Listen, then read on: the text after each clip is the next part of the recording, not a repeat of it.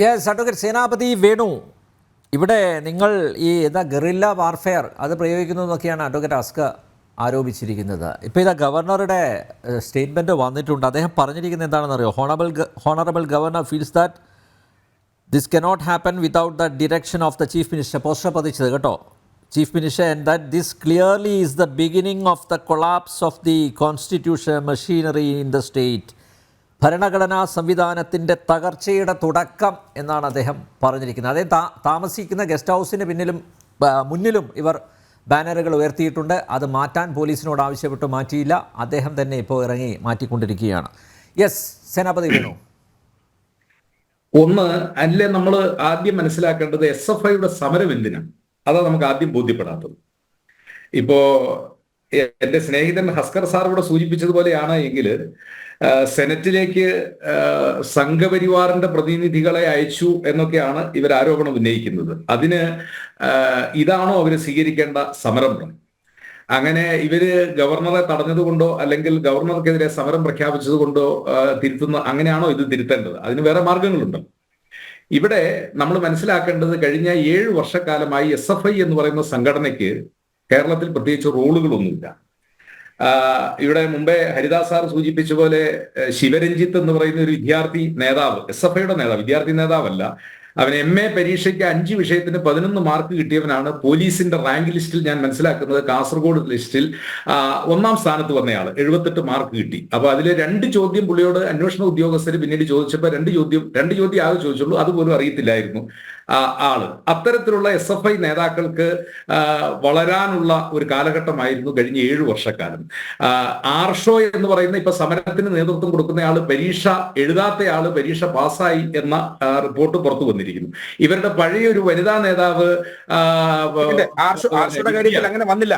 ആർഷയുടെ കാര്യത്തിൽ തെറ്റി അങ്ങനെ പറയരുത് സേനാപതി സർ. കാര്യം ആർഷയുടെ കാര്യത്തിൽ അങ്ങനല്ല, എഴുതാത്ത നമ്മളത് ഏറെ ചർച്ച ചെയ്തതായതുകൊണ്ട് പരീക്ഷ എഴുതാത്ത ആർഷോ പരീക്ഷ പാസ്സായി എന്നുള്ളതാണ് റിപ്പോർട്ട് വന്നിരിക്കുന്നത്. ദിവ്യ എന്ന് പറയുന്ന SFI നേതാവ്, പഴയ SFI നേതാവ് മഹാരാജാസ് കോളേജിൽ പഠിപ്പിച്ചു എന്ന വ്യാജ സർട്ടിഫിക്കറ്റ് ഉണ്ടായിയാണ് അവര് കാസർഗോഡ് ഒരു കോളേജിൽ അവർ ലെക്ചറായിട്ട് അഡ്മിഷൻ തേടുന്നത്. SFIയുടെ മറ്റൊരു നേതാവ് നിഖിൽ തോമസ് എന്ന് പറയുന്ന ചെറുപ്പക്കാരൻ കായംകുളത്ത് കലിംഗ യൂണിവേഴ്സിറ്റിയിൽ പഠിച്ചു എന്ന് കായംകുളത്ത് ഇരിക്കുമ്പോൾ കലിംഗയിൽ പഠിച്ചു എന്ന് പറഞ്ഞ സർട്ടിഫിക്കറ്റ് കൊണ്ടുവന്നാണ് അവൻ അഡ്മിഷൻ നേടുന്നത്. ഇങ്ങനെ കേരളത്തിലെ വിദ്യാഭ്യാസ മേഖലയിൽ SFIക്കാരൻ നടത്തുന്ന ഈ അഴിഞ്ഞാട്ടങ്ങളൊന്നും കണ്ടില്ല എന്ന് നടിച്ച SFIക്കാരൻ കേരളത്തിലെ വിദ്യാർത്ഥികളുടെ മനസ്സിൽ നിന്ന് പിന്തള്ളപ്പെടുകയാണ്. ആ പിന്തള്ളപ്പെടുന്നതിന്റെ ഏറ്റവും അവസാനത്തെ ഉദാഹരണമാണ് കേരളവർമ്മ കോളേജിലൊക്കെ നമ്മൾ കണ്ടത്. ആദ്യം 11 വോട്ടിന് ജയിച്ചയാള് അവസാനം ഹൈക്കോടതി ഇടപെട്ടതിന് ശേഷം പിന്നെ 3 വോട്ടിനാണ്. എന്ന് പറഞ്ഞാൽ കണ്ണില്ലാത്തവനെ എണ്ണിത്തോൽപ്പിക്കുന്ന അന്ധതയിലേക്ക് ആരാണ് മാറിയിരിക്കുന്നത് എന്നുള്ളതാണ്. അപ്പൊ SFIക്ക് ആധിപത്യം ഉണ്ടായിരുന്ന കോളേജുകൾ ഒന്നൊന്നായി കേരളത്തിൽ അവര് ആ കോളേജുകളിൽ നിന്ന് വിദ്യാർത്ഥികളുടെ മനസ്സിൽ നിന്നും പിന്തള്ളപ്പെടുകയാണ്. അപ്പൊ പിന്തള്ളപ്പെടുമ്പോൾ ഇനിയിപ്പോ ഞങ്ങൾക്ക് വിദ്യാർത്ഥികളുടെ ഇടയിലേക്ക് കയറി വരണമെങ്കിൽ ഞങ്ങൾ പുതിയ സമരമാർഗവുമായിട്ട് വന്നിരിക്കുകയാണ്. അപ്പൊ ഗവർണറെ കൈകാര്യം ചെയ്യും, ഇല്ലെങ്കിൽ ഇല്ലാതാക്കും എന്നുള്ള സമരമാർഗവുമായിട്ട് അവർ വന്നിരിക്കുന്നു. SFIക്കാർ ഈ സമരം നിർത്തണം. ഈ സമരത്തിന് അത് വിദ്യാർത്ഥികളെ ബാധിക്കുന്നോ കേരളത്തിന്റെ വിദ്യാഭ്യാസ മേഖലയെ ബാധിക്കുന്നോ ആയ ഒന്നും അതിനകത്തില്ല. ഇവിടെ പൊതുവിദ്യാഭ്യാസ ഡയറക്ടർ പറഞ്ഞിരിക്കുന്നത് SFIക്കാരനൊന്ന് കേൾക്കണം. 10ാം തരം A ഗ്രേഡിൽ പാസ്സാകുന്നവന് അക്ഷരം കൂട്ടി വായിക്കാൻ അറിയാൻ മേലാത്ത ഒരു നാട്ടിലാണ് നമ്മൾ കേരളത്തിൽ നിൽക്കുന്നത്. അപ്പൊ കേരളത്തിന്റെ വിദ്യാഭ്യാസ മേഖലയെ തകർത്ത് തരിപ്പണമാക്കിയ SFI വിദ്യാർത്ഥികളുടെ മനസ്സിൽ നിന്ന് പോകുമ്പോൾ അവരെ ഒന്ന് പിടിച്ചു നിർത്തുന്നതിന് വേണ്ടി ഞങ്ങളിപ്പോ പുതിയ മുദ്രാവാക്യവുമായി സ്വാതന്ത്ര്യം, ജനാധിപത്യം, സോഷ്യലിസം എന്നുള്ളതാണല്ലോ ഇവരുടെ മുദ്രാവാക്യം. സ്വാതന്ത്ര്യം എന്ന് പറഞ്ഞാൽ ഇവരുടെ സ്വാതന്ത്ര്യം, ജനാധിപത്യം എന്ന് പറഞ്ഞാൽ മറ്റു വിദ്യാർത്ഥി സംഘടനകൾക്ക് മേൽ ഇവരുടെ ആധിപത്യം, സോഷ്യലിസം എന്ന് പറഞ്ഞാൽ ഇവർക്കുള്ള ആധിപത്യം. അപ്പൊ ഇവരിങ്ങനെ ഗവർണർക്കെതിരെ പല വിധത്തിലുള്ള സമരങ്ങളുമായിട്ട് ഇപ്പോൾ വന്നിരിക്കുന്നു. ഞാൻ ഒരു കാര്യത്തിൽ മാത്രം ഗവർണറോട്, ഗവർണർ ആ ബാനർ അഴിക്കാനായിട്ട് അദ്ദേഹം പോകേണ്ട ഒരു കാര്യമില്ല. അതിനെ ഹസ്കർ പറഞ്ഞ പോലെ അത് നെഗ്ലക്ട് ചെയ്യുക. അത് അദ്ദേഹത്തിന്റെ മനോവീര്യം, അദ്ദേഹത്തിന്റെ മനോഗുണം. നമ്മൾ ആ വിഷയം ഞാൻ അവിടെ കൊണ്ട് നിർത്തുകയാണ്. ഞാൻ വരുന്നത് ഇപ്പോൾ സമീപകാലത്ത് ഹരിദാസ് പറഞ്ഞതുപോലെ സമീപകാലത്ത് കേരളത്തിൽ നടക്കുന്ന നമ്മൾ ഇതിനു മുമ്പ് കേട്ടിട്ടില്ലാത്ത ചില സംഭവങ്ങൾ ഞാൻ അനിലെ ഓർമ്മപ്പെടുത്തുന്നത്. കേരളത്തിന്റെ മുഖ്യമന്ത്രി ശ്രീ പിണറായി വിജയൻ, അദ്ദേഹമാണ് കേരളത്തിൽ പോലീസ് മർദ്ദനത്തിനെതിരെ ഏറ്റവും കൂടുതൽ പ്രസംഗിച്ചിട്ടുള്ളയാണ്. ഒരുപക്ഷെ ഞാനും ഈ പാനലിൽ ഇരിക്കുന്നവരും ഒക്കെ അടിയന്തരാവസ്ഥ കാലഘട്ടത്തിൽ വിദ്യാർത്ഥികളാണ്. നമുക്ക് അധികം ഓർമ്മകളൊന്നുമില്ല, വായിച്ചുള്ള പരിചയമുള്ളൂ. ഞാൻ എൻ്റെ വായനയിലൂടെ പരിചയപ്പെട്ട ഒരു കാര്യം 1977-78 തെരഞ്ഞെടുപ്പ് നടക്കുമ്പോൾ ആ തെരഞ്ഞെടുപ്പിൽ കൂത്തുപറമ്പ് അസംബ്ലി നിയോജക മണ്ഡലത്തിൽ നിന്ന് 1358, എന്റെ ഓർമ്മ ശരിയാണെങ്കിൽ വോട്ടിന്റെ ഭൂരിപക്ഷത്തിലാണ് ശ്രീ പിണറായി വിജയൻ നിയമസഭയിലെത്തുന്ന പിണറായി വിജയൻ അദ്ദേഹത്തിന്റെ കയ്യിൽ ചോര പുരണ്ട ഒരു ഷർട്ട് ഉണ്ടായിരുന്നു, കീറിയ ഒരു ഷർട്ട്. ആ ഷർട്ട് ഉയർത്തി കാണിച്ചുകൊണ്ടാണ് ലീഡർ ശ്രീ കെ കരുണാകരന്റെ മുമ്പിൽ അദ്ദേഹം പ്രസംഗിക്കുന്നത്. അദ്ദേഹം പറഞ്ഞത് തലശ്ശേരി പോലീസ് സ്റ്റേഷന്റെ ലോക്കപ്പിൽ തന്നെ ഇടിച്ച് പഞ്ചറാക്കി തന്റെ വലത്തെ കാല് ചവിട്ടി ഒടിച്ചു പോലീസ് ഉദ്യോഗസ്ഥർ. പുലിക്കോടൻ നാരായണനാണെന്നാണ് എന്റെ ഓർമ്മ. അദ്ദേഹം പറഞ്ഞു, എന്റെ ഷർട്ട് ഊരാനായിട്ട് പോലീസ് ഉദ്യോഗസ്ഥർ പറഞ്ഞു, ഞാൻ സമ്മതിച്ചില്ല. അവരെന്നെ ക്രൂരമായി മർദ്ദിച്ചു, ബോധം കെടുന്നത് വരെ മർദ്ദിച്ചു. ആ മർദ്ദനത്തിൽ എന്റെ ശരീരത്തിൽ നിന്ന് പുറത്തു വന്ന ചോര പുരണ്ട ഷർട്ടാണ് ഇത് എന്ന്. ഞാൻ ആ കാര്യം എങ്ങനെയാണ് നിങ്ങൾ അങ്ങേ ഒരു വർത്തമാന കാലത്തിൽ ഞാൻ അതിനെ കൂട്ടിയിണക്കുന്നത്? 2016 തെരഞ്ഞെടുപ്പ് നടക്കുന്നത് മെയ് മാസം 16-ാം തീയതിയാണ്. ഞാനും ആ തെരഞ്ഞെടുപ്പ് മത്സരിച്ച ഒരാളാണ്. 18-ാം തീയതി തെരഞ്ഞെടുപ്പിന്റെ റിസൾട്ട് വന്നു. 20-ാം തീയതി കേരളത്തിന്റെ മുഖ്യമന്ത്രിയായി ശ്രീ പിണറായി വിജയൻ ചുമതലയേറ്റു. 23-ാം തീയതി വന്ന മലയാള മനോരമ ദിനപത്രം, അന്ന് ഞായറാഴ്ച സപ്ലിമെന്റ് ആണ്. ആ സപ്ലിമെന്റിന്റെ തലക്കെട്ട് മിന്നൽ പിണറായി എന്നാണ്. പിണറായി വിജയനെ കുറിച്ച് 2 പേജ് വളരെ ദീർഘമായി. ആ പത്രക്കുറിപ്പിലാണ് തന്റെ ഓർമ്മകളെല്ലാം അദ്ദേഹം പറയുന്നത്. തലശ്ശേരി പോലീസ് സ്റ്റേഷന്റെ ലോക്കപ്പിൽ താൻ അനുഭവിച്ച ക്രൂരമായ മർദ്ദനം, ഒടിയാത്ത തന്റെ കാല്, വലതുകാല് പോലീസുകാരൻ ചവിട്ടി ഓടിച്ചത്. അദ്ദേഹം പറഞ്ഞു, ഞാൻ നടക്കുന്നത് അല്പം കൂനിയാ. നമ്മൾ വിചാരിച്ച് വിനയം കൊണ്ടല്ല. കുനിച്ചു നിർത്തിയ പോലീസുകാരൻ എന്റെ നട്ടലിന് കൈമുട്ടുകൊണ്ട് ഇടിച്ച് അന്ന് നട്ടലിന് പരിക്ക് പറ്റിയ ആ കൂന് അതിപ്പോഴും തന്റെ ശരീരത്തിൽ ഉണ്ട് എന്ന് മിന്നൽ പിണറായി എന്ന അദ്ദേഹത്തെ കുറിച്ച് മലയാള മനോരമ ദിനപത്രം 2016 മെയ് മാസം 23-ാം തീയതി എഴുതിയ ആ വലിയ ലേഖനത്തിൽ പറഞ്ഞിരിക്കുന്നു. ഞാൻ പറഞ്ഞു വന്നത്, അതിക്രൂരമായ പോലീസ് മർദ്ദനത്തിന്റെ കഥകൾ പറഞ്ഞുകൊണ്ടാണ് കഴിഞ്ഞ അദ്ദേഹത്തിന്റെ രാഷ്ട്രീയ ജീവിതത്തിൽ എന്നും അദ്ദേഹം കേരളത്തിലെ ജനങ്ങളുമായിട്ട് സംവദിക്കുന്നത്.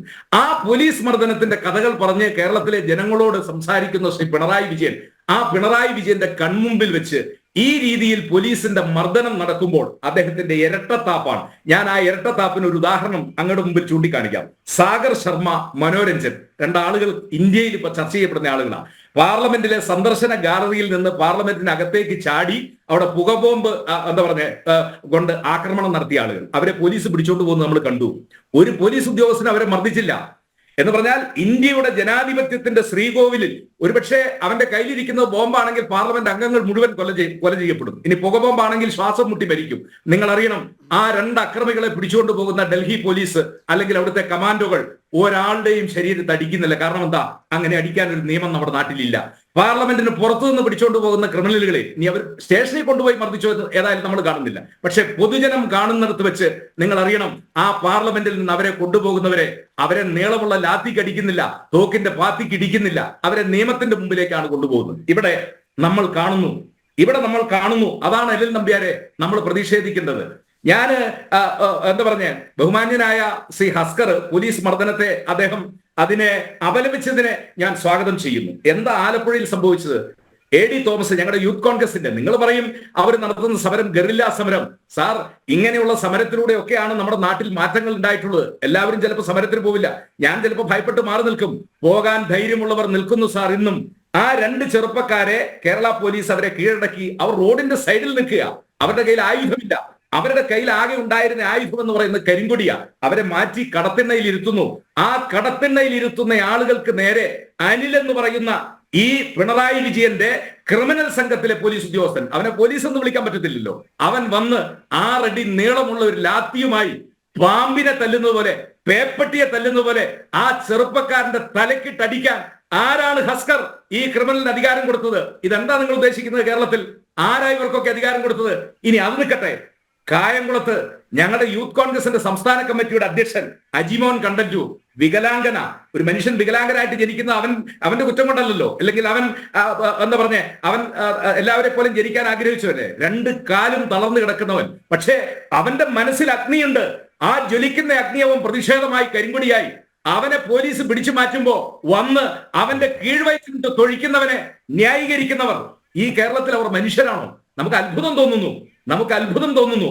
ഇവിടെ ഹസ്കറിനോട് ഞാൻ ഓർമ്മപ്പെടുത്താൻ ആഗ്രഹിക്കുന്നു. ഹസ്കറെ, ഇപ്പോ ഡിവൈഎഫ്ഐ നേതാക്കളും CPM-കാരും പ്രസംഗിക്കുന്നത് ഞങ്ങൾ രക്തസാക്ഷികളെ ഉണ്ടാക്കാൻ, ഞങ്ങൾക്ക് രക്തസാക്ഷികളെ വേണ്ട, ഞങ്ങൾ രക്തസാക്ഷികളെ ഉണ്ടാക്കുന്നവരല്ല. നിങ്ങൾ ഓർക്കുന്നുണ്ടാവുമല്ലോ, 2024 നവംബർ മാസം 24-ാം തീയതി അന്ന് MP രാഘവനെ കൂത്തുപറമ്പിൽ തടഞ്ഞ് സഖാവ് രോഷൻ, സഖാവ് മധു, സഖാവ് രാജൻ, അങ്ങനെ 5 സഖാക്കൾ വെടിയേറ്റ് മരിച്ചു. നിങ്ങളുടെ പാട്ടുണ്ടല്ലോ, പുഷ്പനെ അറിയാമോ, ഞങ്ങളുടെ പുഷ്പനെ അറിയാമോ. എന്തിനാ സാറേ നിങ്ങൾ അന്ന് സമരം നടത്തിയത്? എന്തെങ്കിലും ആവശ്യത്തിന്റെ പേരിലാണോ? ഒരു മാസം അല്ലെങ്കിൽ ഒരു കൊല്ലം കഴിയുന്നതിന് മുമ്പ് ആ സ്വാശ്രയ കോളേജുകളിലെല്ലാം ഭരണത്തിലേക്ക് നിങ്ങൾ വന്നു. നിങ്ങൾ അതിന്റെ ആൾക്കാരായി മാറി. കണ്ണൂരിൽ നിങ്ങൾ എന്തിനെതിരെ സമരം ചെയ്തോ കൂത്തുപറമ്പിൽ, ആ സ്ഥാപനം നിങ്ങൾ പിടിച്ചെടുത്ത് ഇപ്പൊ അത് നടപ്പിലാക്കുക. അതുപോലെ ഒരു അനാവശ്യ സമരം. നിങ്ങൾക്ക് രക്തസാക്ഷികളെ വേണം, ഞങ്ങൾക്ക് രക്തസാക്ഷികളെ വേണ്ട. രക്തസാക്ഷികളെ സൃഷ്ടിക്കുന്ന പാർട്ടി അല്ല ഞങ്ങളുടെ പാർട്ടി. പക്ഷേ ഞങ്ങളെ ഭയപ്പെടുത്തുന്നത് അങ്ങേപ്പോലുള്ള ആളുകൾ ഈ കമ്മ്യൂണിസ്റ്റ് പാർട്ടിയെ, ഇതുപോലുള്ള തെറ്റുകളുടെ കൂമ്പാരത്തിലേക്ക് പോകുന്ന ഒരു പാർട്ടിയെ നിങ്ങൾ ന്യായീകരിക്കുമ്പോഴാണ്. അതും പോലീസിനെ ഉപയോഗിച്ചുകൊണ്ട് രാഷ്ട്രീയ എതിരാളികളെ ഇത്ര നിർദ്ദയമായി തല്ലിച്ചതയ്ക്കുന്ന ഒരു കാലഘട്ടം. ഞാൻ പറഞ്ഞല്ലോ, പാർലമെന്റ് ആക്രമിച്ച പ്രതികളെ സുരക്ഷാ ഉദ്യോഗസ്ഥന്മാർ പിടിച്ചോണ്ട് പോകുന്നത് അവനെ നിയമത്തിന്റെ മുമ്പിൽ വിചാരണ ചെയ്യാൻ വേണ്ടിയാണ്. അവന്റെ തല തല്ലി പൊട്ടിച്ചിട്ടല്ല. അവിടെ തല തല്ലി പൊട്ടിച്ചാൽ ആരും ചോദ്യം ചെയ്യാനില്ല. പക്ഷേ അവരോട് പോലും മനുഷ്യത്വവും കരുണയും കാണിക്കുന്ന ഒരു നാട്ടിൽ ഒരു കരിങ്കൊടി അത് വീശി എന്ന കാരണത്താൽ എത്ര നിർദ്ദയമായിട്ടാണ് ചെറുപ്പക്കാരെ നിങ്ങൾ തല്ലിച്ചതയ്ക്കുന്നത്. നിങ്ങളുടെ ഈ നവകേരള സദസ്സിനകത്ത് പോലീസ് എന്ന പേരിൽ വരുന്നത് ദേ ആർ നോട്ട് പോലീസ്, അവർ ക്രിമിനൽസാ. ഞാൻ നെടുങ്കണ്ടത്ത് ഞാൻ താമസിക്കുന്നതിന് അടുത്താണ് ഈ സദസ്സ് നടന്നത്. ഏഞ്ചൽ അടിമാലി എന്ന് പറയുന്ന മംഗളം ദിനപത്രത്തിന്റെ ഫോട്ടോഗ്രാഫർ, എനിക്ക് വളരെ കാലമായിട്ട് പരിചയമുള്ള ഒരു സ്വാധീകനായ മനുഷ്യൻ. അപ്പോ മുഖ്യമന്ത്രിക്ക് MM മണി ഒരു ബൊക്ക കൊടുക്കുന്നതിന്റെ ചിത്രം ഒന്ന് അടുത്ത് വെച്ച് എടുക്കുക, എന്തെങ്കിലും ഒരു കൗതുകത്തിന് വേണ്ടി. ഒരു പത്രക്കാരൻ ഫോട്ടോ എടുത്തു കഴിഞ്ഞപ്പോ അവന്റെ കഴുത്തിന് ക്ലിപ്പിടുക. നിങ്ങൾ അറിയണം, ആ മനുഷ്യൻ ഇപ്പോഴും പറയുന്നു ശരിക്ക് ആഹാരം ഇറക്കാൻ പറ്റത്തില്ല, കഴുത്തിന് ക്ലിപ്പിടുക. ആരാ ഇവൻ അധികാരം കൊടുത്ത്? എന്നിട്ട് ഫേസ്ബുക്ക് പോസ്റ്റ് ഇട്ടിരിക്കുന്നു, മുഖ്യമന്ത്രിയുടെ വാഹനം ഒന്ന് തടയെ. ഞങ്ങൾ ചോദിക്കുന്നു, സാറേ ആ മാനദണ്ഡം ഗവർണറെ തടയുമ്പോഴില്ലേ? എന്താ മുഖ്യമന്ത്രി പറഞ്ഞത്? ആളുകൾ വാഹനത്തിന്റെ മുമ്പിലേക്ക് ചാടിയാൽ അവർക്ക് അപകടം ഉണ്ടായാലോ? ഗവർണറുടെ വാഹനത്തിന് മുമ്പിൽ ചാടുന്നവർക്ക് അപകടം ഉണ്ടാവില്ലേ? അതോ ആ വാഹനത്തിന് എന്താ ഓട്ടോമാറ്റിക് ആയിട്ടുള്ള എന്താ പറഞ്ഞ മനുഷ്യൻ മുമ്പിലേക്ക് ചാടിക്കഴിഞ്ഞാൽ തന്നെ നിന്നു പോകുന്ന വാഹനമാണോ? അല്ലല്ലോ. അപ്പൊ മുഖ്യമന്ത്രിയുടെ വാഹനത്തിന് മുമ്പിലേക്ക് ചാടിക്കഴിഞ്ഞാൽ അപകടമുണ്ടാവും. ഗവർണറുടെ വാഹനത്തിന് മുമ്പിലേക്ക് ചാടിക്കഴിഞ്ഞു കഴിഞ്ഞാൽ അത് അപകടമൊന്നും ഉണ്ടാവില്ല. SFI-കാരൻ അവരൊക്കെ എന്താ പറഞ്ഞ ആരോഗ്യകരമായി പുറത്തേക്ക് പോകുന്ന അവസ്ഥ. അപ്പം ഒരു കാര്യം നമ്മൾ മനസ്സിലാക്കേണ്ടത്, ഇവിടെ SFI-കാരൻ ഗവർണർക്കെതിരെ സമരം ചെയ്യുമ്പോൾ ആർഷോയെ എടുത്തോണ്ട് പോകുന്നു. എങ്ങനെയാ എടുത്തോണ്ട് പോകുന്നത്? അയ്യോ മോനെ വാ എന്ന രീതിയിലല്ലേ പോലീസ് ഉദ്യോഗസ്ഥന്മാർ. ഒരു ലാത്തിയും പ്രയോഗിച്ചില്ലല്ലോ, ഒരു കുറുവടിയും പ്രയോഗിച്ചില്ലല്ലോ, ഒരു ജലപീരങ്കിയും പ്രയോഗിച്ചില്ലല്ലോ. ഞങ്ങൾ ചോദിക്കുന്നു, എന്തേ അവിടെ വനിതാ സഖാക്കളെയൊക്കെ വനിതാ പോലീസ് ഉദ്യോഗസ്ഥര് അവരെ എത്ര സ്നേഹ പരിലാളനയോട് കൂടി അവരെയൊക്കെ എടുത്തു മാറ്റുന്നത്? എന്താണ് സാർ പോലീസിന്റെ ഈ നയം? SFI-കാർക്ക് ഒരു നയം, യൂത്ത് കോൺഗ്രസിനും KSU-കാരനും വേറൊരു നയം. ഇത് പോലീസിനല്ല സാർ, ഇത് പോലീസ് ഉദ്യോഗസ്ഥന്മാര്. അത് ജയശങ്കർ വക്കീൽ ഒരിക്കൽ സൂചിപ്പിച്ചതുപോലെ പോലീസിന്റെ താക്കോൽ സ്ഥാനങ്ങളിൽ കേരളത്തെ അറിയാത്തവർ, കേരളത്തിന്റെ പശ്ചാത്തലത്തെ അറിയാത്ത കുറെ വടക്കേ ഇന്ത്യൻ ഉദ്യോഗസ്ഥന്മാരെ കൊണ്ട് വെച്ചിട്ട് നിങ്ങൾ അവരെ കൊണ്ട് നിങ്ങൾക്ക് വേണ്ടി വിടുപണി ചെയ്യിക്കുന്നു. ആ വിടുപണിയുടെ പരിണിത ഫലമായിട്ടാണ് ഇന്നലെ അതുപോലെ മർദ്ദനം നടത്തിയ പോലീസ് ഉദ്യോഗസ്ഥൻ, കഴിഞ്ഞ ദിവസം ആ മർദ്ദനത്തിന് കൂട്ടുനിന്ന പോലീസ് ഉദ്യോഗസ്ഥൻ പെരുമ്പാവൂരിൽ ഡിവൈഎഫ്ഐയുടെ നവകേരള സദസ് എന്ന ബനിയൻ ധരിച്ച് 6 അടി 3 ഇഞ്ച് 6 അടി 4 ഇഞ്ച് ഉയരമുള്ള ക്രിമിനലുകൾ അവർ നടക്കുക, ആളുകളെ വലിച്ചെറിയുക. എങ്ങോട്ടാ? തോട്ടിലേക്ക് വലിച്ചെറിയുന്നു. ആരാ ഇവർക്ക് ഇതിനൊക്കെ അധികാരം കൊടുത്തിരിക്കുന്നത്? ഞങ്ങൾ ചോദിക്കുന്നു, പ്രതിഷേധിക്കാൻ SFI-കാരന് സ്വാതന്ത്ര്യമുണ്ടെങ്കിൽ ആ സ്വാതന്ത്ര്യം KSU-കാരനില്ലേ? ആ ഒരൊറ്റ കാര്യം ഹസ്കർ പറഞ്ഞാൽ മതി. SFI-കാരന് കരിങ്കൊടി വഴി കാണിക്കാൻ സ്വാതന്ത്ര്യമുണ്ടോ? SFI-കാരന് പ്രകടനം നടത്താൻ സ്വാതന്ത്ര്യമുണ്ടോ? ഗവർണറുടെ വാഹനത്തിന് മുമ്പിലേക്ക് ചാടാൻ അവർക്ക് സ്വാതന്ത്ര്യമുണ്ടോ? ആ സ്വാതന്ത്ര്യം മറ്റാർക്കും ഇല്ലേ? ഇല്ല എങ്കിൽ ഇല്ലാത്തതിന്റെ കാരണം കൂടി നിങ്ങൾ ഞങ്ങളോടൊന്ന് പറഞ്ഞാൽ മതി. ഇല്ല എങ്കിൽ ഇല്ലാത്തതിന്റെ കാരണം കൂടി ഞങ്ങളോടൊന്ന് പറഞ്ഞാൽ മതി. സാർ, 1,05,00,000 ബസ്സിനെ അങ്ങ് ന്യായീകരിക്കുന്നു. അങ്ങ് പറയുന്നു ബസ്സിനകത്ത് നീന്തൽക്കുളവും ഇല്ല, വിമാനത്തിന് ടേക്ക് ഓഫ് ചെയ്യാനൊന്നുമില്ല അവിടെ.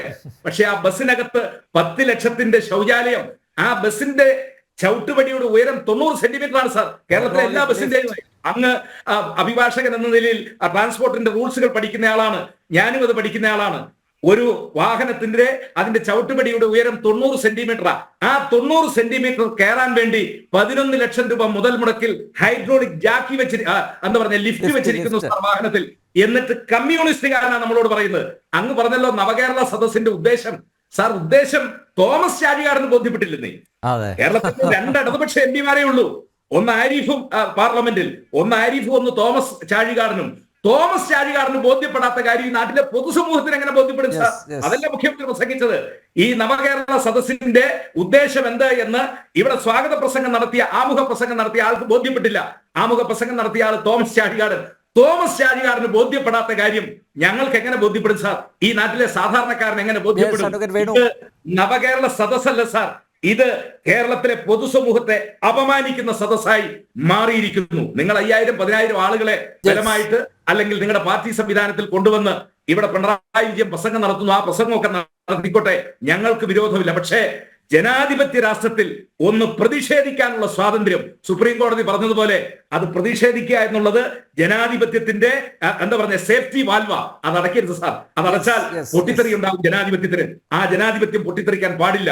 അത് കമ്മ്യൂണിസ്റ്റുകാരൻ ഇപ്പൊ ചെയ്തുകൊണ്ടിരിക്കുന്ന അത്ര ഭീകരമായ കൃത്യങ്ങളാണ്. അത് കേരളത്തിലെ പൊതുസമൂഹം എതിർക്കണമെന്നാണ് അനിൽ നമ്പ്യാർ എനിക്ക് ആ കാര്യത്തിൽ സൂചിപ്പിക്കാനുള്ളത്. തീർച്ചയായും 100% ഞാൻ താങ്കളോട് യോജിക്കുന്നു. എന്തായാലും കാലിക്കറ്റ് യൂണിവേഴ്സിറ്റി ക്യാമ്പസിൽ വീണ്ടും സംഘർഷ സാധ്യത.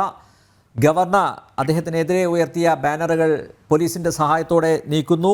നാളെ നേരം പുലരുന്നതിന് മുമ്പ് 1000 ബാനറുകൾ ഉയർത്തും എന്നാണ് SFIയുടെ സംസ്ഥാന സെക്രട്ടറിയായ ക്രിമിനലായ PM ആർഷോയുടെ മുന്നറിയിപ്പ്. ഇപ്പോൾ അവിടെ സംഘർഷ സാധ്യത നിലനിൽക്കുന്നതായിട്ട് പോലീസ് തന്നെ അറിയിക്കുന്നുണ്ട്. തിരിച്ചു വരാം ഇടവേളയ്ക്ക് ശേഷം.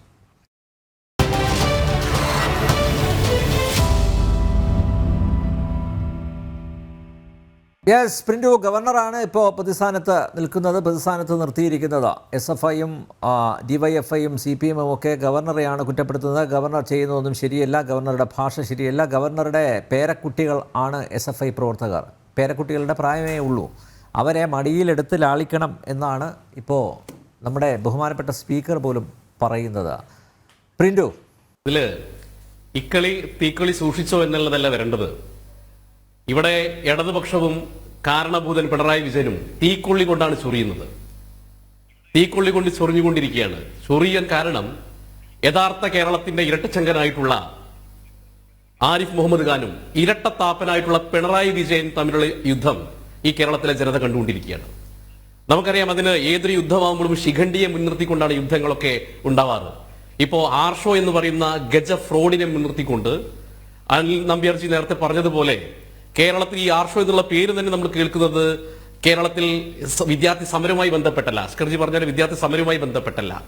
കേരളത്തിലെ ASFന്റെ വനിതാ നേതാവിന് നേരെ നടന്ന ലൈംഗിക അതിക്രമവും കേരളത്തിൽ ഈ ആർഷോ എന്ന് പറയുന്ന നേതാവ് ഉയർത്തിയിട്ടുള്ള കൊടും ക്രിമിനലുകൾ ഏർപ്പെട്ടിട്ടുള്ള അനവധി കേസുകളുടെ പശ്ചാത്തലത്തിൽ നമ്മൾ ആദ്യമായിട്ട് SFIയുടെ ഒരു സംസ്ഥാന സെക്രട്ടറിയെ നമ്മൾ അറിയുന്നത്. അപ്പോൾ ഈ ഗജ ഫ്രോഡിനെ മുൻനിർത്തിക്കൊണ്ടുള്ള സമരം നടത്തിക്കൊണ്ടിരിക്കുകയാണ് കേരളത്തിൽ. നമ്മൾ മനസ്സിലാക്കേണ്ട പ്രധാനപ്പെട്ട ഒരു കാര്യം, ഈ കേരളത്തിൽ ആരിഫ് മുഹമ്മദ് ഖാൻ എന്തുകൊണ്ടാണ് ഇടതുപക്ഷത്തിന്റെ ശത്രുവായി മാറിയത്? ആരിഫ് മുഹമ്മദ് ഖാൻ ശത്രുവാനുള്ള പ്രധാനപ്പെട്ട കാരണം കേരളത്തിലെ രാവണക്കോട്ടകൾ, ഇടതുപക്ഷത്തിന്റെ കമ്മ്യൂണിസ്റ്റ് ആധിപത്യമുള്ള രാവണക്കോട്ടകളെ ക്ലീൻ ചെയ്യാൻ ആരിഫ് മുഹമ്മദ് ഖാൻ ഇറങ്ങിത്തിരിച്ചു എന്നുള്ളതാണ് അദ്ദേഹം ചെയ്തിട്ടുള്ള തെറ്റ്. ഇത് കേരളത്തിലെ ജനങ്ങൾക്കറിയാം. ഇവിടെ നേരത്തെ ഇടതുപക്ഷത്തിന്റെ പ്രതിനിധി സൂചിപ്പിച്ചു, എല്ലാ കാലഘട്ടത്തിലും ജനാധിപത്യ രീതിയിലാണ് ഞങ്ങളുടെയൊക്കെ ആളുകളെയൊക്കെ സെനറ്റിലേക്കും സിൻഡിക്കേറ്റിലേക്കൊക്കെ നിശ്ചയിക്കാറ്. ഞാൻ ചോദിക്കട്ടെ പ്രിയപ്പെട്ട അസ്കർ സാർ, എങ്ങനെയാണ് ബിജുവിന്റെ ഭാര്യയ്ക്ക് യൂണിവേഴ്സിറ്റിയിൽ ജോലി കിട്ടിയിട്ടുള്ളത്? ഷംസീറിന്റെ ഭാര്യയ്ക്ക്, രാകേഷിന്റെ ഭാര്യയ്ക്ക്, MP രാജേഷിന്റെ ഭാര്യയ്ക്ക്, ഈ 4 പേർ മാത്രമല്ല, ഞാൻ കേരളത്തിന്റെ മുഖ്യധാരയിലുള്ള മന്ത്രി അടക്കമുള്ള ആളുകളുടെ പേര് പറഞ്ഞതേ ഉള്ളൂ. ഈ 4 പേർക്ക് ഒരു ഭാര്യമാർക്കും കേരളത്തിലെ വിവിധ യൂണിവേഴ്സിറ്റികളിൽ ജോലി കിട്ടിയത് മെറിറ്റിന്റെ അടിസ്ഥാനത്തിലാണോ? നിങ്ങൾ പറയണം. രാഷ്ട്രീയം പറയുന്നതിനപ്പുറം കേരളത്തിലെ ജനങ്ങളുടെ യുവജനങ്ങളെ നേരെ നോക്കി നിങ്ങൾ കൊഞ്ഞനം കുത്തുകയാണ് ഈ SFIയുടെ സമരവീരത്തിന്റെ കഥയും കണക്കും പറഞ്ഞിട്ട്. ഇപ്പോൾ ആസൂത്രിതമായി കേരളത്തിലെ ഗവർണറെ കൊല്ലാനുള്ള ശ്രമം നടത്തിക്കൊണ്ടിരിക്കുകയാണ്. നിങ്ങൾ മനസ്സിലാക്കേണ്ട ഒരു പ്രധാനപ്പെട്ട ഒരു പ്രശ്നം, കേരളത്തെ നിങ്ങൾ ഭരണഘടനാ പ്രതിസന്ധിയിലേക്കാണ് പറഞ്ഞയച്ചുകൊണ്ടിരിക്കുന്നത്. ആർട്ടിക്കിൾ 356 കേരളത്തിൽ പ്രൊവൈഡ് ചെയ്യേണ്ട സാഹചര്യമാണ് കേരളത്തിലുള്ളത്. കേരളത്തിലെ ഭരണത്തിന്റെ തലവനായിട്ടുള്ള ആരിഫ് മുഹമ്മദ് ഖാൻ ഗവർണറാണ് സംസ്ഥാനത്തിന്റെ അധികാരി. ആ സംസ്ഥാനത്തിന്റെ അധികാരിക്ക് ഈ കേരളത്തിൽ സമാധാനമായി അദ്ദേഹത്തിന് ജോലി ചെയ്യാൻ പറ്റാത്ത സാഹചര്യം ഈ കേരളത്തിലുണ്ട്. അത് കേരളത്തിൽ സൃഷ്ടിച്ചത് ആരാണ്? ഇടതുപക്ഷമല്ലേ? വലതുപക്ഷമാണോ? ഇടതുപക്ഷമല്ലേ? ഈ ഇടതുപക്ഷത്തിന്റെ ഈ സമരങ്ങൾ നടത്തുന്ന പേക്കൂത്ത്, ആ പേക്കൂത്ത് നിങ്ങൾ ആരിഫ് മുഹമ്മദ് ഖാനെതിരെയല്ല നടത്തുന്നത്. നിങ്ങൾക്കൊരു ധാരണയുണ്ട്, ഇത് കേരളം ഒരു ക്യൂബളമാണെന്ന്. ഇത് കേരളമാണ്, ഭാരതത്തിന്റെ ഭാഗമായിട്ടുള്ള സംസ്ഥാനമാണ് കേരളം. ഇന്ത്യൻ ഭരണഘടന അനുശാസിക്കുന്ന എല്ലാ നിയമങ്ങളും അനുസരിക്കാൻ നിങ്ങൾക്ക് ബാധ്യതയുണ്ട്. ആരിഫ് മുഹമ്മദ് ഖാൻ ഏതെങ്കിലും തരത്തിൽ ഭരണഘടനയ്ക്ക് വിരുദ്ധമായി പ്രവർത്തിച്ചിട്ടുണ്ടെങ്കിൽ സ്വാഭാവികമായിട്ട് നിങ്ങൾക്ക് ഭരണഘടനാപരമായിട്ടുള്ള കോടതികളെ സമീപിക്കാം. തെരുവിൽ എന്താണ് നമ്മൾ കണ്ടത്? 10-ാം തീയതിയും 11-ാം തീയതിയാണ് ഈ അംഗം ആരംഭിച്ചത്. ഇവിടുത്തെ പോലീസ് സംവിധാനവും ഭരണകൂടവും ആരിഫ് മുഹമ്മദ് ഖാനെ തെരുവിൽ കൊല്ലുവാനുള്ള ശ്രമം നടത്തിക്കൊണ്ടിരിക്കുകയാണ്. ഇപ്പൊ പിണറായി വിജയന്റെ നേരെ പൈലറ്റ് വാഹനത്തിൽ വരുന്ന ആളുകൾ അതിക്രൂരമായിട്ട് നിങ്ങൾ മർദ്ദിക്കുന്നുണ്ടല്ലോ. പിണറായി വിജയൻ എവിടെയെങ്കിലും വാഹനം നിർത്തേണ്ട സാഹചര്യം ഈ കേരളത്തിൽ ഉണ്ടായിട്ടുണ്ടോ? നിങ്ങൾ പറയണം. എന്നാൽ ആരിഫ് മുഹമ്മദ് ഖാന്റെ സംഭവം എന്താ 11-ാം തീയതി ഉണ്ടായത്? അദ്ദേഹത്തെ ആക്രമിക്കാൻ വേണ്ടി ഇവിടുത്തെ ഭരണകൂടം, ഇവിടുത്തെ പോലീസ് സംവിധാനം പൈലറ്റ് വാഹനം നിർത്തി കൊടുക്കുന്നു. ഗവർണർ തെരുവിൽ ആക്രമിക്കപ്പെടുന്നു. ഇന്ത്യയുടെ ചരിത്രത്തിൽ തന്നെ ആദ്യമായിട്ടാണ് ഒരു ഗവർണറെ തെരുവിൽ ആക്രമിക്കുന്നത്. നിയമസഭകളിലൊക്കെ നമ്മൾ നയപ്രഖ്യാപനം നടക്കുന്ന സമയത്ത് പ്രതിഷേധങ്ങൾ കണ്ടിട്ടുണ്ട്. ഒരു ഗവർണറെ കേരളത്തിന്റെ തെരുവിൽ ആക്രമിക്കുന്ന സാഹചര്യം ഈ കേരളത്തിലുണ്ട്. നിങ്ങൾ രാമകൃഷ്ണ റാവു പോലും സദാശിവം വരെയുള്ള ഗവർണർമാരുടെ ഒരു പശ്ചാത്തലം നോക്കുക. അവർക്കില്ലാത്തൊരു കാര്യം ഈ ആരിഫ് മുഹമ്മദ് ഖാനുണ്ട്. എന്താണ്? നട്ടല്. ഭരണഘടനാ വ്യവസ്ഥിതിയെ കൃത്യമായിട്ട് അദ്ദേഹം നെഞ്ചോട് ചേർത്ത് പിടിച്ചുകൊണ്ട് ഭരണഘടനാ പദവിക്കനുസൃതമായിട്ടാണ് ആരിഫ് മുഹമ്മദ് ഖാൻ പ്രവർത്തിക്കുന്നത്. അത് പ്രവർത്തിക്കുമ്പോഴാണ് നിങ്ങൾക്ക് പ്രശ്നം. നിങ്ങൾ കണ്ടിട്ടുള്ള ഗവർണർമാർ നിങ്ങൾ പറയുന്ന പുസ്തകത്താളുകളിൽ നിങ്ങൾ പറയുന്ന സർട്ടിഫിക്കറ്റുകൾ ഒപ്പിടുന്ന ഗവർണർമാരാണ്. ആ ഗവർണറല്ല. ഭാരതീയ ജനതാ പാർട്ടി അധികാരത്തിൽ വന്നതിന് ശേഷം ഭാരതത്തിന്റെ വിവിധ ഭാഗങ്ങളിൽ വെച്ചിട്ടുള്ള മുഴുവൻ ഗവർണർമാർക്കും സ്വാഭാവികമായിട്ട് കൃത്യമായിട്ട് ഭരണഘടനാപരമായ നിയമങ്ങൾ പാലിക്കണമെന്നുള്ള ഉദ്ദേശത്തോടു കൂടി തന്നെയാണ്. അല്ലാതെ ഇടതുപക്ഷത്തിന്റെ മന്ത്രിയും മുഖ്യമന്ത്രിയും പറയുന്നതിനനുസരിച്ച് ഒപ്പിടാനുള്ള പദവിയല്ല കേരളത്തിലെ ഗവർണർ പദവി. നിങ്ങൾ നോക്കണം, ഭരണഘടനാ പദവി അനുസരിച്ച് 3-ാം സ്ഥാനമാണ് ഗവർണർക്ക്. പിന്നെ നേരത്തെ പറഞ്ഞു ഈ ആരിഫ് മുഹമ്മദ് ഖാൻ രാഷ്ട്രീയ വിദ്യാഭ്യാസമില്ലാന്ന്. എന്റെ അസ്കർ സാർ, നിങ്ങളൊന്ന് മനസ്സിലാക്കണം. ഈ പിണറായി വിജയൻ ബ്രണ്ണൻ കോളേജിന്റെ ചരിത്രം നമ്മൾ കേട്ടിട്ടുണ്ട്, ഇന്ദ്രന്റെയും ചന്ദ്രന്റെയും ഒക്കെ ചരിത്രം. ആ ചരിത്രത്തിന് മുമ്പ് 15,000 പേര് പഠിക്കുന്ന അലിഗഡ് യൂണിവേഴ്സിറ്റിയുടെ ജനറൽ സെക്രട്ടറിയും ചെയർമാനുമായിരുന്നു ആരിഫ് മുഹമ്മദ് ഖാൻ. നിങ്ങൾ മനസ്സിലാക്കണം, 26-ാമത്തെ വയസ്സിൽ MLA ആയാളാണ് ആരിഫ് മുഹമ്മദ് ഖാൻ. പിന്നെ അദ്ദേഹത്തിന് രാഷ്ട്രീയ ബോധമില്ല എന്ന് നിങ്ങൾ എന്താ പറയാ? നിങ്ങൾ നോക്കണം, ഇന്ദിരാഗാന്ധിയുടെ പട്ടാള തോക്കിന്, അടിയന്തരാവസ്ഥയിൽ ഇന്ദിരയുടെ പട്ടാളത്തിന്റെ തോക്കിന് മുമ്പിൽ തലകുനിക്കാത്ത പാരമ്പര്യമുണ്ട് ആരിഫ് മുഹമ്മദ് ഖാൻ. എനിക്കിപ്പോ ആരിഫ് മുഹമ്മദ് ഖാനെ വലിയ ആളാക്കേണ്ട ആവശ്യമൊന്നുമില്ല. പക്ഷെ ഞാൻ ചരിത്രം പറയുമ്പോൾ നിങ്ങൾ ആരിഫ് മുഹമ്മദ് ഖാനെ വളരെ കൊച്ചാക്കിക്കൊണ്ട് രാഷ്ട്രീയം അറിയില്ല, ഈ എന്താ പറയാ, ഈ തമ്പാക്ക് ചമയ്ക്കുന്ന മറ്റേ ദമ്മ് ബിരിയാണി കഴിക്കുന്ന ഒരാളായിട്ട് നിങ്ങൾ കാണരുത്. നിങ്ങൾ ആരിഫ് മുഹമ്മദ് ട്രാക്ക് റെക്കോർഡ് നോക്ക്. അത് ഉത്തർപ്രദേശ് പോലുള്ള ഒരു പ്രദേശത്ത് നിന്ന് രാഷ്ട്രീയം പഠിച്ചു വന്നിട്ടുണ്ടെങ്കിൽ സ്വാഭാവികമാണ് SFIയുടെ കരിങ്കൊടി കണ്ടിട്ട് SFIക്കാരൻ പറയുന്നത് കേട്ടുകൊണ്ട് ഈ കേരളത്തിൽ ജീവിക്കുമെന്നാണ് നിങ്ങൾ കരുതിയിട്ടുള്ളത്? പഞ്ചപുത്തമടക്കിക്കൊണ്ട് കേരളത്തിൽ ജീവിക്കുന്നത് അതൊന്നും നടക്കില്ല. ഇത് കേരളം SFIക്കാരുടെ തറവാട് സ്വത്താണ്. ഇപ്പൊ നിങ്ങൾ റിയാസ് ചോദിച്ചല്ല ബി മുരളീധരനോട്, ഈ കേന്ദ്രത്തിന്റെ പണം എന്ന് പറഞ്ഞാൽ മുരളീധരന്റെ തറവാട്ട് സ്വത്താണെന്നുള്ള നിങ്ങൾ ചോദിച്ചത് ആദരണീയ. ഞാൻ ചോദിക്കുന്ന SFIക്കാരന്റെയും പിണറായി വിജയന്റെയും തറവാട്ട് സ്വത്താണ് കേരളം. നിങ്ങൾ പറയുന്നതിനനുസരിച്ച് കൊണ്ട് കേരളത്തിൽ പഞ്ചപുത്തമടക്കിക്കൊണ്ട് ജീവിക്കാൻ ഞങ്ങൾ ഈ രാജ്യത്തിൽ നികുതി അടയ്ക്കുന്നവരാണ്. ആരിഫ് മുഹമ്മദ് ഖാൻ ഇവിടെ ഗവർണർ പദവി വഹിക്കുന്ന ഒരാളാണ്. ആ പദവിയുടെ അന്തസ് നിങ്ങൾ കാത്തു സൂക്ഷിക്കണം. എന്താണ് അന്തസ് കാത്തു സൂക്ഷിക്കുന്നത്? അദ്ദേഹം വന്ന് നിങ്ങൾ പറഞ്ഞു അദ്ദേഹം തെരുവിൽ ഇറങ്ങിയത്. ഞാൻ ചോദിക്കട്ടെ, ഗവർണറുടെ വണ്ടി തെരുവിൽ തടഞ്ഞ് ആക്രമണത്തിന് വിധേയമാകുന്ന സമയത്ത് സ്വാഭാവികമായി അദ്ദേഹം തെരുവിൽ ഇറങ്ങി ചോദിച്ചത് എന്താ? ഇവിടുത്തെ ഉദ്യോഗസ്ഥർ ആരാണ്? പ്രോട്ടോകോൾ ഉദ്യോഗസ്ഥർ എവിടെ എന്നാണ് അദ്ദേഹം ചോദിച്ചിട്ടുണ്ട്. ബ്ലഡി റാസ്കൽസ് എന്ന് SFIക്കാരെ വിളിച്ചതിൽ എന്താ തെറ്റ്? എന്താ തെറ്റ്? അനിൽജി നേരത്തെ പറഞ്ഞു, അനിൽജി ഒരു 100 തവണ ബ്ലഡി റാസ്കൽസ് ഉപയോഗിച്ചു. ഞാൻ പറയുന്നു, ഈ ബ്ലഡി റാസ്കൽസിന് അപ്പുറത്ത് എന്തെങ്കിലും വാക്കുണ്ടെങ്കിൽ അതാണ് ഉപയോഗിക്കേണ്ടത്. നിങ്ങൾ നോക്കി SFIയുടെ അടുത്ത കാലത്ത് ഒരു ചരിത്രം നിങ്ങളൊന്ന് പരിശോധിക്കുക. ആദരണീയനായിട്ടുള്ള നമ്മുടെ TP ശ്രീനിവാസൻ, ലോകം മുഴുവൻ അറിയപ്പെടുന്ന TP ശ്രീനിവാസനെ തെരുവിലിട്ട് അടിച്ചു. അതുപോലെ അടിക്കാൻ വേണ്ടി ആരിഫ് മുഹമ്മദ് ഖാൻ നിന്ന് കൊടുക്കണം എന്നാണ് നിങ്ങൾ പറയുന്നത്.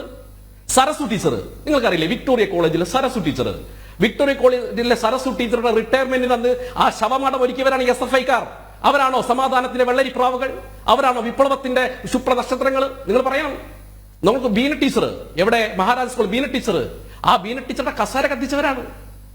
അപ്പോ എല്ലാ കാലഘട്ടത്തിലും ഇത്തരം തോന്നിവാസങ്ങൾക്ക് നിന്നുകൊടുക്കാൻ ഇവിടുത്തെ ഗവർണറെ കിട്ടില്ല. ഗവർണർ ഈ സംസ്ഥാനത്തിന്റെ ആദ്യത്തെ പൗരനാണ്, ഈ സംസ്ഥാനത്തിന്റെ മുഖ്യ അധികാരിയാണ്. 1-ാം നമ്പർ എന്ന് വെച്ചാൽ ഗവർണറാണ്. പിന്നെ SFIക്കാരനെ സ്വാഭാവികമായിട്ട് SFIക്കാരനോ അല്ലെങ്കിൽ ആർഷോയ്ക്ക് തെരുവിലിറക്കുന്ന ഇപ്പോ വലിയ രീതിയിൽ പ്രതിസന്ധിയിലായിട്ടുള്ള പിണറായി വിജയന്റെ യാത്ര, ആ യാത്രയിൽ നിന്ന് ജനങ്ങളുടെ ശ്രദ്ധ തിരിച്ചു മാറ്റാൻ ഇപ്പൊ ഗവർണറിലേക്ക് തിരിഞ്ഞുകൊണ്ടിരിക്കുകയാണ്.